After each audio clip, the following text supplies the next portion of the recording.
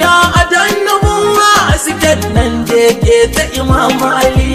ina nake fitilar alarace tun farafin kuna makoli na Allah ki abin da kike so masu gida da cikar asali kowa gare ku dan maula ne dole a yi miki badanci ba na yarda da ni ma cikin so miki baitoci kuma akwai batu daga ruhi wallahi sha'anin ga ya wuce shari'i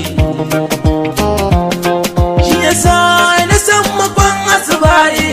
yanke arzikin mayi ni dai kudoran san ku da gaske daga ruhi har zuciya ma